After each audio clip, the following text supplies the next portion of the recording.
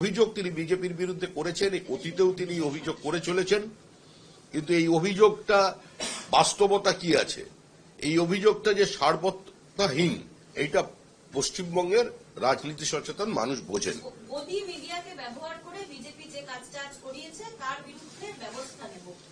মুখ্যমন্ত্রী যে কোনো ধরনের ব্যবস্থা নিতে পারেন, আমরা রাজনৈতিক দল রাজনৈতিকভাবে সেটাকে প্রতিহত করব। মুখ্যমন্ত্রী যদি চান কোনো আইনানুগ ব্যবস্থা আমাদের দলের উপরে নেবেন, কোন সরকারের উপর নেবেন, তাহলে দল তখন সিদ্ধান্ত নেবে।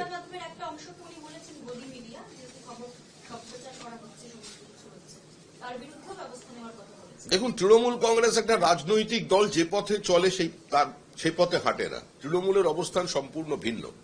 তৃণমূল কংগ্রেস যুক্তরাষ্ট্রীয় ব্যবস্থার উপরে বিশ্বাস রাখে না। তৃণমূল কংগ্রেস সংসদীয় রীতিনীতিকে অস্বীকার করে। তৃণমূল কংগ্রেস রাষ্ট্রপতি থেকে রাজ্যপাল প্রত্যেককে কদর্য ভাষায় আক্রমণ করে। তৃণমূল কংগ্রেস মিডিয়া পার্সনদের ক্যামেরা ভাঙে, তাদের ক্যামেরা থেকে ক্যাসেট বার করে নেয়, সাংবাদিকদের রক্তাক্ত করে। তৃণমূল কংগ্রেসের সাংসদ সংসদে দাঁড়িয়ে প্রকাশ্যে বলেন যে দেশের মিডিয়া বিক্রি হয়ে গিয়েছে। তৃণমূল কংগ্রেস বিচারপতিদের কক্ষে ঢুকে ক্যালকাটা হাইকোর্টে তাদের ম্যানহ্যান্ডেল করে। তৃণমূল কংগ্রেস বিচারপতিদের বাড়িতে গিয়ে সেখানে পোস্টার লাগিয়ে আসে। তৃণমূল কংগ্রেসের আমলে রাজ্যপাল কোনো বিশ্ববিদ্যালয়ে গেলে সেখানকার উপাচার্য বলে দেন যে রাজ্য সরকার চায় না আপনার সঙ্গে আমি দেখা করি, সেজন্য আপনি এখানে ওয়েলকাম গেস্ট নন। যে রাজ্যপালের নামে রাজ্য সরকার পরিচালিত হয়, সেই রাজ্যপাল সম্পর্কে তৃণমূল কংগ্রেসের বিধানসভার স্পিকার বলেন যে বিধানসভায় রাজ্যপালকে আসতে গেলে প্রায়র পারমিশন নিয়ে তার আসতে হবে, তাকে জানিয়ে আসতে হবে, তিনি সরাসরি বিধানসভায় আসতে পারবেন না। সুতরাং তৃণমূল কংগ্রেস সামগ্রিকভাবে কোনো সংসদীয় ব্যবস্থায়, কোনো গণতান্ত্রিক ব্যবস্থায় বিশ্বাস করে না। তো তাদের কাছ থেকে এগুলোই প্রত্যাশিত। কিন্তু আজকের এই অভিনব ঘটনা আজকে নিঃসন্দেহে সমস্ত প্রত্যাশার বুক চিরে এক অপ্রত্যাশিত অবস্থা নিয়ে আমাদের সামনে পৌঁছে গেছে। মুখ্যমন্ত্রী মূলত যে অভিযোগ আজকে ছিল যে ইডিকে ব্যবহার করে প্রার্থী তালিকা চুরি করা হচ্ছে, ন্যাস্টি হোম মিনিস্টার।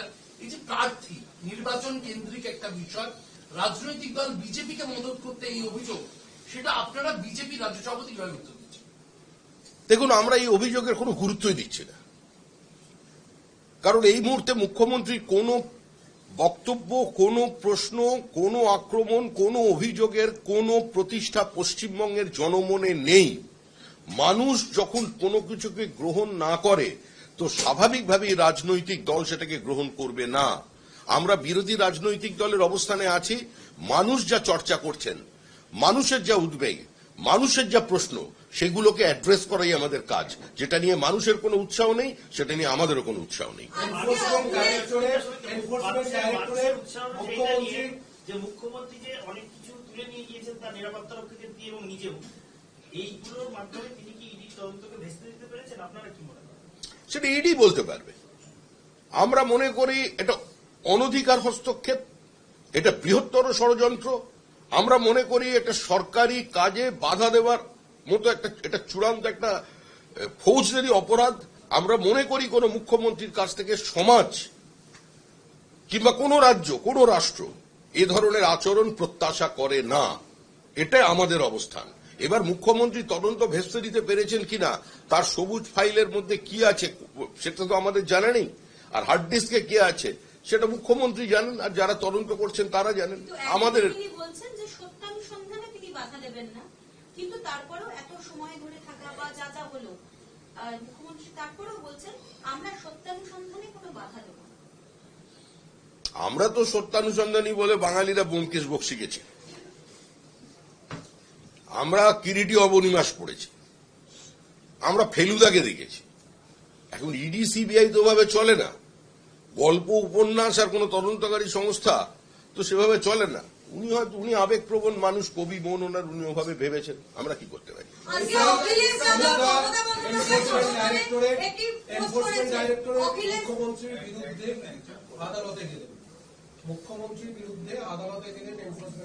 এটা এনফোর্সমেন্ট ডাইরেক্টরের বিষয়।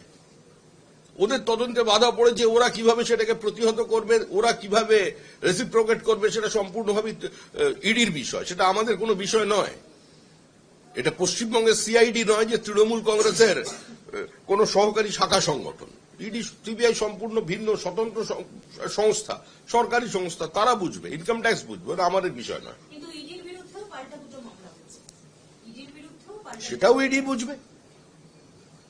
আমরা তো ইডি সিবিআই এর ভরসায় পশ্চিমবঙ্গে রাজনীতি করতে আসিনি। আমরা তো বারবার বলছি ইডি সিবিআই এর তদন্ত বন্ধ করে দেওয়ার পরেও তৃণমূল কংগ্রেস হারবে। মানুষ তৃণমূল কংগ্রেসকে চিনে গেছে। মুখ্যমন্ত্রী একটার পর একটা দেবতার দরবারে যাচ্ছেন।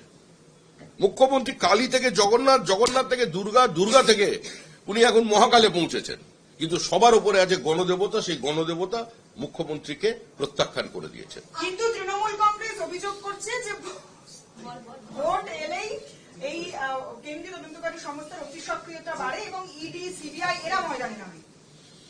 দেখুন, পশ্চিমবঙ্গের মাটিতে দাঁড়িয়ে তো অতি সক্রিয়তা না হলে আবার সিপিআইএম বলে দিদি মোদি গটা, আবার দিল্লিতে গিয়ে দুজনে একই সঙ্গে অতি সক্রিয়তার বিরুদ্ধে, রাজনৈতিক প্রতিহিংসামূলক আচরণের বিরুদ্ধে এবং ইডি সিবিআই কে কাজে লাগিয়ে রাজনীতি করার জন্য তারা পার্লামেন্ট থেকে একসঙ্গে ওয়াকআউট করে।